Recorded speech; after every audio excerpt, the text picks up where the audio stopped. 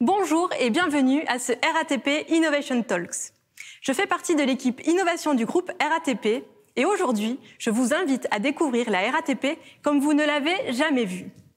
Si je vous demande quel est le lien entre Paris, Saint-Malo, Londres et Le Caire, vous me répondez le groupe RATP. Et oui, la RATP, ce n'est pas que le territoire historique de Paris, mais bien une présence dans 470 villes, dans 13 pays et sur 4 continents. Alors, comment offrir une expérience de voyage personnalisée, agréable et sans couture entre destinations, dans un contexte de multiplication de l'offre de transport et d'ouverture à la concurrence? Comment rester l'opérateur choisi et préféré des voyageurs? À quoi ressembleront les gares et les stations du futur? Quels nouveaux services pourrons-nous y trouver? C'est le sujet de cette Innovation Talks. Et pour en parler, j'ai le plaisir d'inviter sur le plateau Eric Alix et Delphine Nathan.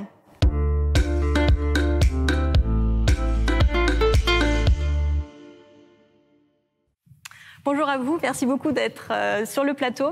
Donc Eric Alix, vous êtes le président de la filiale RATP Smart System, la filiale digitale du groupe RATP. Exact. Et Delphine Nathan, vous êtes la directrice du département commercial et marketing. Donc merci beaucoup d'être présent à cette émission. Donc les 3 maîtres mots du groupe RATP en termes d'expérience client sont la proximité, la simplicité et l'innovation. Comment vous les incarnez au quotidien sur le terrain ?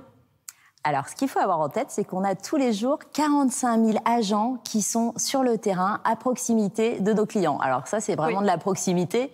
Et donc, ils sont au service de millions de voyageurs chaque jour. Donc, c'est notre première incarnation, elle est là.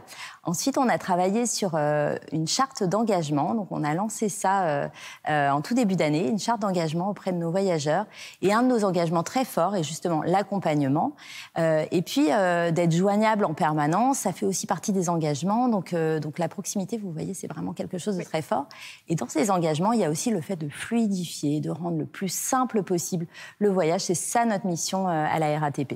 Très bien. On a vu les affichages dans le métro parisien, d'ailleurs, avec ces 9 engagements qu'on peut laisser les voyageurs découvrir.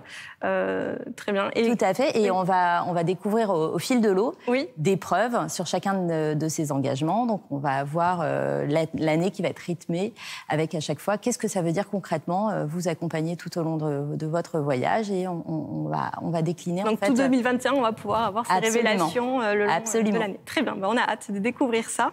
Est-ce que la crise a été un accélérateur dans la digitalisation de l'expérience client? Quelles sont les grandes nouveautés que vous avez mises en place au sein de la RATP? Donc, on a effectivement profité... malheureusement, tous vécu cette crise de plein fouet.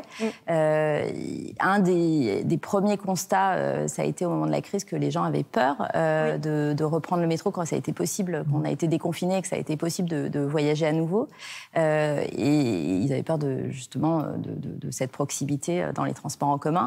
Donc, on a développé une nouvelle fonctionnalité dans notre appli qui est le fait d'avoir cette information de quelle sera l'affluence sur mon trajet. Concrètement, en fait, on peut indiquer, c'est ça, l'affluence Alors, on peut à la fois l'indiquer, mais c'est surtout, on peut bénéficier de cette information. En fait, quand on recherche un itinéraire, on peut maintenant choisir son itinéraire aussi en fonction de l'affluence. Et pour faire ça, effectivement, on a demandé à nos voyageurs et à nos agents, et je remercie aussi beaucoup nos agents qui ont très fortement contribué pour renseigner, en fait, dans l'application, pour que ce soit le plus fiable possible.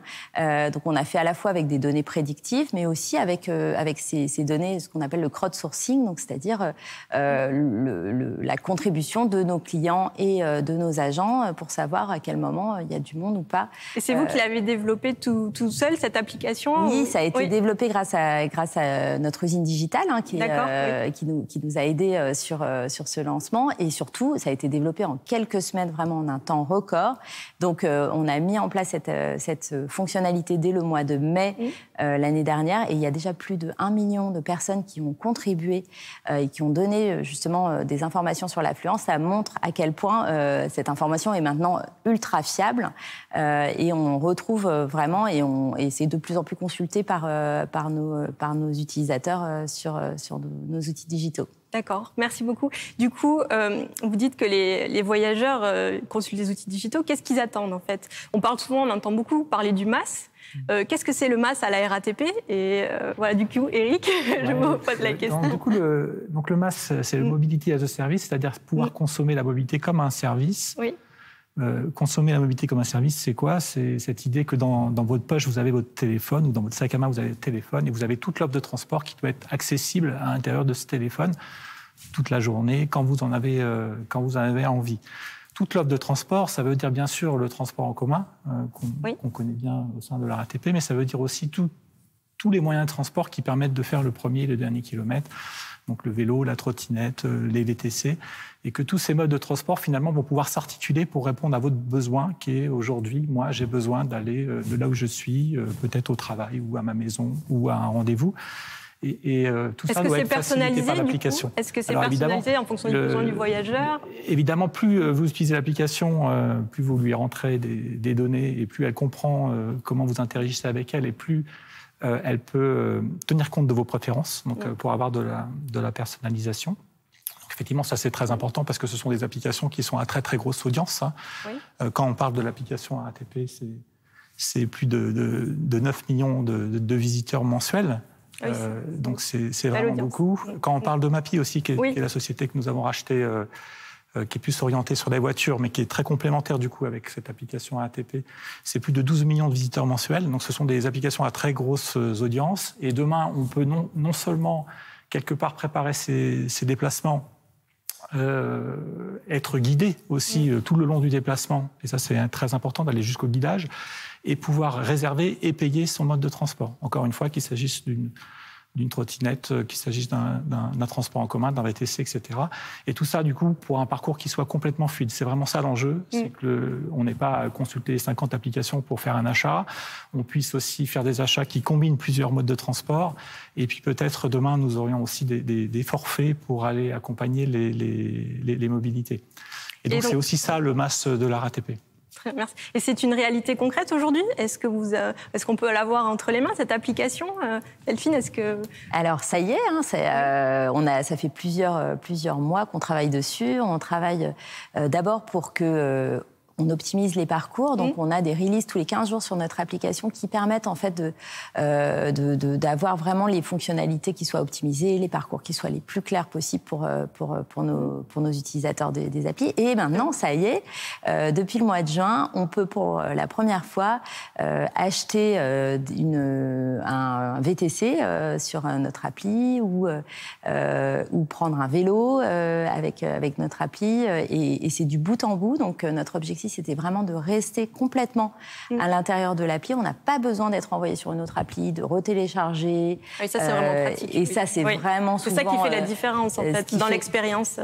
Le fait que ce soit sans couture. Absolument. Oui. Et il y a ça. Il y a le fait aussi que nous, on a comme objectif de faciliter la vie en ville. Oui. Eric l'a dit, hein, il y a vraiment des millions de personnes qui consultent nos outils digitaux. Donc, on se dit qu'on a ce rôle là et que un de nos objectifs aussi avec ce lancement, c'est de pouvoir valoriser l'ensemble des commerces, des services. Oui. Donc, on a pu bénéficier de la cartographie de Mappy. Donc, on a une cartographie Made in France dont on est hyper fiers. Donc, on a toujours attaché aux valeurs de la RATP. Absolument. Hein. Donc, faite maison, Made in France, grâce à Mappy. Oui. Et donc, sur cette carte qui s'affiche dès qu'on ouvre son application, on a non seulement les bouches de métro ou les arrêts de bus qui sont à proximité de moi, mais aussi les commerces, si j'ai envie de savoir où est le fast-food le plus proche, ou les banques. Donc on a vraiment tous les outils en fait pour que ce soit beaucoup plus facile de se déplacer en ville. Cette application, elle doit vous accompagner au quotidien. Donc c'est important qu'elle vous connaisse, on en parlait tout à l'heure, mais c'est important aussi qu'elle connaisse bien le territoire. D'accord. Donc dans le territoire, il y a des modes de transport qui sont très différents et donc, du coup, il faut avoir une connaissance intime du territoire pour faire les bonnes recommandations, les bonnes recherches d'itinéraires, les bonnes optimisations. Et puis aussi, elle doit aussi connaître là où vous vous déplacez, c'est-à-dire que vous pouvez aussi chercher effectivement un commerce, un point de tourisme, avoir un descriptif de ce que c'est, pouvoir appeler la personne s'il y a besoin, et puis se déplacer. D'accord, c'est un vrai compagnon de voyage. Oui. Exactement, et on est toujours dans cette logique d'amélioration continue. Donc là, on commence à lancer des premières fonctionnalités dès le mois de juin. Il y a des nouvelles choses qui vont arriver en septembre, donc il faut rester connecté. Oui. On va améliorer aussi le GPS piéton, intégrer un GPS vélo. Enfin, on a beaucoup de choses qui sont dans les cartons et qui vont arriver au fil de l'eau. Derrière cette idée il y a l'idée de la qualité de la ville qui est, qui est quand même la raisonnette aussi du groupe et qui s'exprime très très bien dans le Mobility as a Service. Et par rapport à cette qualité de ville, c'est important de comprendre que nos déplacements vont changer. On a fait une expérimentation qui s'appelle Max avec 2000 franciliens l'année dernière. On a beaucoup appris de tous leurs déplacements, on leur a posé tout un tas de questions. Et on s'est aperçu que les gens ils avaient besoin déjà de gagner du temps. Et cette application, elle leur fait gagner du temps. Ils avaient besoin aussi de comprendre s'il y a des perturbations, comment ils devaient adapter leur comportement. Ils avaient besoin aussi effectivement de ne pas être bloqués par un ticket à acheter dans un guichet ou une réservation à faire avec des parcours qui soient trop compliqués. Donc, ce Mobility as a Service, c'est ça. Et c'est aller chercher aussi le bien sociétal qui est derrière, c'est-à-dire éliminer progressivement. Donc, le Mobility as a Service, c'est plusieurs dizaines d'années, le marché qui va s'ouvrir. Donc, c'est éliminer un peu ou réduire la congestion et diminuer les consommations, les émissions en CO2. Donc, on a des enjeux très forts, la France, pour 2030. Et donc, aujourd'hui, l'ensemble des autorités organisatrices, donc ces collectivités qui gèrent les mobilités, non plus que le transport en commun, mais l'ensemble des mobilités sur tout un territoire, elles vont définir des politiques, elles vont pousser des mobilités douces, elles vont optimiser les transports en commun. On voit les investissements qu'on fait, par exemple, en Île-de-France. Et puis, petit à petit, l'ensemble des modes vont se connecter. Les contrats entre les agents vont s'opérer pour le service du consommateur, pour que chacun, on puisse, avec cette application dans notre poche, en fait, prendre nos choix. Parce que nos choix, ils seront beaucoup plus divers demain qu'aujourd'hui. On aura plus de choix.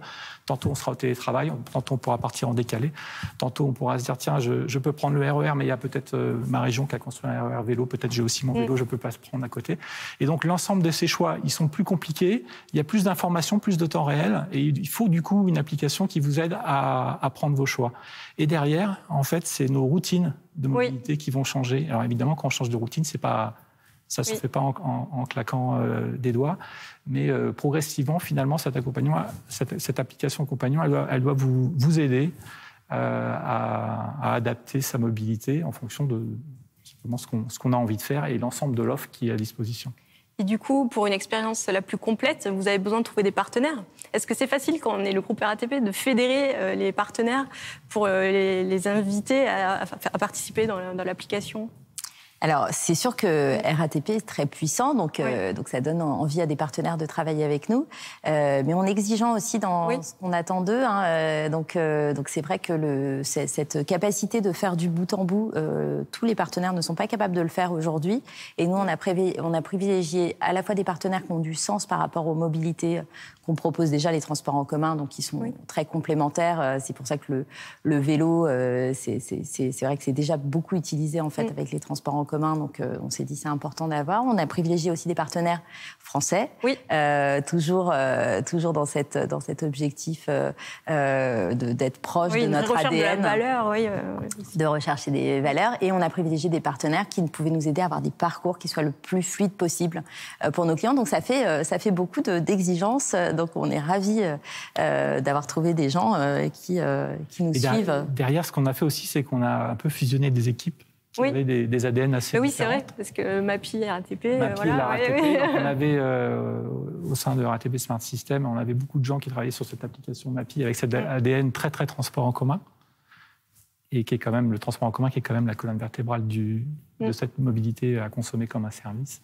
Et puis, on avait aussi, cette opportunité d'acquisition avec MAPI. Donc, MAPI nous a rejoint le 1er novembre. Et avec MAPI, on a cette ADN routière. Tout le monde connaît MAPI. On a préparé nos déplacements depuis des années et des années avec MAPI. Et du coup, nous, on a cette idée d'enjamber un peu les modes de transport. Il y a 80% des gens aujourd'hui qui sont encore voitures en France, globalement. pour leur déplacement boulot-travail, par exemple, maison-travail. Mais on a aussi beaucoup de gens qui sont en transport en commun. Et de plus en plus, il y aura les mobilités douces qui vont s'ajouter. L'important pour nous, c'est qu'il n'y ait pas de frontières, pour que chacun puisse prendre ses choix. Il n'y a pas de frontières. On va avoir des guidages qui sont multimodaux. On va avoir capacité de réservation sur tous les modes, de paiement sur tous les modes. On va avoir des formules tarifaires qui seront travaillées avec les autorités organisatrices pour faire que le MaaS prenne vie et qu'on aille sur ce bénéfice sociétal qu'on cherche tous à avoir. Et ça, c'est possible parce qu'on sait marier finalement des ADN assez divers et très complémentaires. Très bien, merci beaucoup. Et tout ça avec nos 2 applications. Combien d'utilisations en moyenne par jour vous avez, Marine? Est-ce que vous savez combien vous utilisez d'applications en moyenne par jour? Moi, personnellement, je dirais une bonne dizaine. Eh bien, bravo, c'est 9 la moyenne. Et donc, c'est aussi un de nos objectifs, c'est que c'est quand même beaucoup plus simple d'avoir... Mais c'est vrai qu'on n'a pas forcément envie de devoir toujours télécharger l'application de la trottinette qui est devant nous, si ça dépend de la marque, si on a une expérience fluide, ça facilite la vie du voyageur. Donc un vrai voyage augmenté. Mais je vous remercie beaucoup pour votre partage d'expérience et de vision sur le MaaS. Et on a vraiment hâte de voir ces nouvelles fonctionnalités dans l'application. Merci beaucoup. Je souhaite à présent vous parler de l'Orlyval. Cette navette qui fait le lien entre la gare RER d'Antony et l'aéroport d'Orly a intégré une première mondiale en termes d'expérience client. De quoi impressionner les voyageurs dès leur sortie de l'avion. On regarde.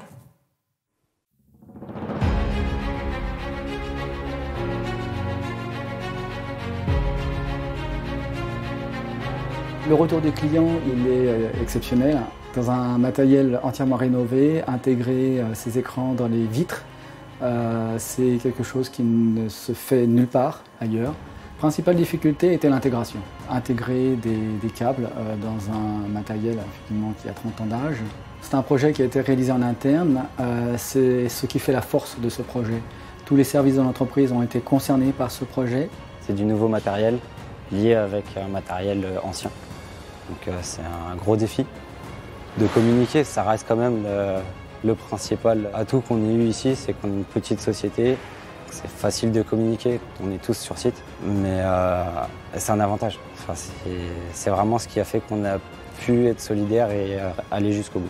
Nous avons démontré en surpassant toutes les difficultés techniques que nous avons rencontrées qu'il était possible de reproduire ce système d'information voyageurs sur différents types de matériel, tramway, métro, train, bus, bien entendu. Je remercie la RATP pour nous avoir apporté un soutien technique et puis à tous les partenaires qui ont été des acteurs importants aussi pour la bonne réussite du projet. Ce projet d'écran intégré dans les vitres est né de vouloir hisser la ligne Orlyval au standard international d'une desserte aéroportuaire. Nous avons fait le choix d'intégrer les écrans dans les vitres de la navette pour ne pas prendre sur le volume que nous proposons à nos clients. Je suis intervenu essentiellement sur la partie tout ce qui est réseau, le système de communication entre le train et le sol. C'est une super équipe projet et je repars à 200%, voire plus. Nous l'avons vu, l'expérience client est multidimensionnelle. Elle passe par le smartphone, elle s'invite directement dans les vitres des navettes ou du métro. Je suis sur le plateau avec Delphine Nathan et nous avons le plaisir d'accueillir Valérie Delvaux. Vous êtes la coordinatrice de l'expérience client au sein du groupe RATP. Donc Delphine, vous êtes la directrice du département commercial. Pour vous, c'est quoi une expérience client réussie ? Alors, une expérience client réussie, d'abord, elle s'appuie sur ce que veulent les clients, évidemment. Oui. Donc nous, notre maître mot dans le département marketing, c'est vraiment d'écouter le plus possible la voix du client pour pouvoir construire cette expérience client. On a lancé un programme il y a 2 ans environ qui s'appelle « Bâtir une relation réinventée avec nos clients ». Et donc, elle s'appuie aussi beaucoup sur cette relation qu'on va pouvoir créer entre nos agents qui sont sur le terrain au quotidien et nos clients qui sont, eux, parfois quotidien et parfois beaucoup plus occasionnel. Et comment ça marche en fait? Vous avez les retours de vos agents qui vous feront les remontées ou vous posez directement les questions aux clients? Les deux. En fait, on a à la fois des enquêtes où on va poser des questions à nos clients, on a des remontées de nos agents, on a aussi nos centres de service client qui nous remontent aussi des irritants. On a les réseaux sociaux qui sont une source très intéressante de données pour nous. Donc, en fait, avec toute cette matière, on va travailler pour pouvoir y répondre le mieux possible. Donc, il y a cette relation entre nos agents et nos voyageurs qui est très importante. Et il y a aussi tout ce qu'on va pouvoir faire dans nos espaces. Ils attendent quoi, justement, les clients, en général? Ils veulent que les espaces soient propres. Ils veulent que l'information du voyageur soit fiable, que ce soit en situation normale ou en situation perturbée. Oui. Ils veulent avoir de la prédictibilité sur leur voyage. Et ça, c'est aussi nos outils digitaux qui vont les aider à leur donner de la vision sur ce qui va se passer. Donc, on peut vraiment très précisément maintenant faire une recherche d'itinéraire sur son smartphone et savoir exactement en combien de temps on va arriver à destination. Donc, en fait, il y a un niveau d'exigence. De la fiabilité, de l'exigence. Exactement. Et nous, on est là au quotidien pour y répondre. Très bien. Et du coup, Valérie, vous pilotez plus particulièrement le projet Les Stations du Futur. Alors, c'est quoi une station du futur? Qu'est-ce qu'on peut trouver comme nouveaux services ou comme fonctionnalités dans les stations qu'on emprunte tous les jours? Une station du futur, c'est déjà une station qui permet à nos clients d'optimiser au maximum son temps, de ne pas avoir l'impression de perdre son temps et de répondre à ses attentes. C'est déjà d'avoir des espaces qui sont propres et accueillants. Donc c'est vrai que nous travaillons beaucoup sur la lumière, sur les informations aussi qu'ils peuvent trouver dans la station, parce que le client est pressé, donc il veut tout de suite trouver le service dont il a besoin ou l'information pour son itinéraire. Et puis, en effet, pour être accueillis, il y a nos agents, mais nos agents, nos espaces sont vastes, donc ils doivent être vus. Donc on les accompagne en créant des points d'accueil plus ouverts, qui les rendent plus visibles, qui leur permettent d'être plus proactifs vis-à-vis de nos clients et d'être plus justement en mouvement et d'avoir une relation privilégiée et personnalisée avec chacun d'entre eux, puisqu'on sait bien que nous avons des clients qui sont du quotidien, certes, mais nous avons des touristes et chacun a ses besoins. Donc ça, c'est le service que nous leur apportons avec nos agents, mais on profite aussi de tous les travaux qu'on peut avoir dans nos espaces pour leur proposer de nouveaux services originaux. Pour nous, chaque station est finalement un laboratoire où on essaie de répondre au mieux à l'exigence de nos clients dans son quartier. Et par exemple, là, nous testons un nouveau concept qu'on a appelé « Mon quartier, ma station », qui est à base de 2 écrans. Un premier écran qui leur donne les bons plans du quartier. Du coup, c'est pas que de la mobilité, c'est vraiment la vie du quartier. La vie du quartier, c'est vraiment la vie du quartier en leur donnant les bons plans, les astuces. On trouve quel genre de... Ça peut être les restaurants avec des offres de réduction, ça peut être un spectacle, ça peut être en effet une astuce, ça peut être où on lance aussi des concours photos. Quelle est la photo du quartier qui est la plus belle, la plus intéressante. Et puis, on a aussi la possibilité justement de trouver sur un plan 3D la destination d'un service du quartier que l'on cherche, avec la possibilité justement de récupérer cet itinéraire sur son smartphone, ce qui est donc très intéressant pour eux, quoi. Et de se faire guider ou pour retrouver la destination C'est l'itinéraire. Là, à ce stade, nous sommes sur l'itinéraire, c'est-à-dire qu'en fait, ils cherchent l'itinéraire, il est indiqué sur le plan, et le plan peut être téléchargé sur leur smartphone. Et vous travaillez, en fait, chaque service par rapport aux stations, à une ligne de métro, un arrondissement de Paris ou un quartier. Comment vous arrivez à cibler un type de service par station Justement, c'est ce que disait Delphine. On est beaucoup à l'écoute de nos clients. C'est vraiment on est focalisé sur leurs besoins et on est passé d'un moment où on pensait les services pour nos clients à la réponse à ce qu'ils nous demandent. Et on a notamment ce qu'on appelle une typologie des gares et des stations qui nous permet de savoir si on est plutôt dans un quartier touristique, dans un quartier résidentiel, et donc d'appréhender plus le type de nos clients dans cette station et donc de répondre à ce qu'ils souhaitent. Et c'est vrai que les enquêtes, notamment de nos agents auprès des clients, est très important, est une source importante d'informations et d'enseignements pour nous. Et la deuxième chose que nous faisons aussi beaucoup, c'est des expérimentations. Oui. On travaille aussi parfois en disant on lance un service dans une station parce qu'on pense qu'il y a une affinité et parce que, comme dit Valérie, ça correspond à la typologie de cette station. Et puis, en fonction de l'appétence de nos clients pour ce service, on décide ou pas de le généraliser. Donc, par exemple, là, on vient de lancer un service à Opéra. On espère qu'on va de nouveau pouvoir voyager un petit peu plus et qu'on va peut-être accueillir plus aussi d'étrangers. Et on va pouvoir laisser ces clés peut-être pour un appartement Airbnb dans ce casier sécurisé à Opéra. On sait que c'est un quartier qui est plutôt qui a un nombre d'Airbnb important. C'est pour ça qu'on l'a mis ici. Et on s'est dit que ce type de service pouvait être intéressant pour nos clients. Donc on le teste, ça marche, on le déploiera dans d'autres stations. Est-ce que nous, les voyageurs, on peut voter pour des types de services, par exemple, ou demain, pourquoi pas? Justement, on compte le faire justement via les enquêtes de nos agents, parce que c'est des services et des retours qui sont super importants pour nous. Donc déjà, c'est vrai qu'on a des indicateurs très factuels, le nombre d'utilisations du service, certes, en est un, mais l'appétence, le fait de l'avoir vu, le fait de trouver ça intéressant, d'en parler à son voisin, c'est aussi quelque chose qui nous intéresse et c'est les remontées d'informations que l'on cherche. C'est vrai que nous aussi, on s'est lancé dans le click and collect, parce que globalement, globalement, on a aussi besoin de récupérer nos colis, tous, autant que nous sommes, et si ça peut se faire sur notre trajet sans même avoir un détour à faire, on le fait avec plaisir, et justement, on l'a testé en première instance à Opéra. Mais ça, un déploiement est prévu sur une trentaine de stations, et on en est assez fiers, assez contents. Et du coup, là, vous parlez de Click and Collect. Vous travaillez avec quel type de partenaires? Des grosses entreprises, des start-up, les petits commerçants du quartier? Comment vous arrivez à fédérer ces partenaires? Alors en fait, comme a dit Delphine tout à l'heure, nous sommes quand même une grosse entreprise, donc c'est vrai que on est soit sollicité, soit on nous propose de nouveaux services, alors qui soit sont finalement la réponse à un sujet que l'on a mais qu'on ne sait pas instruire, et donc c'est une façon d'expérimenter.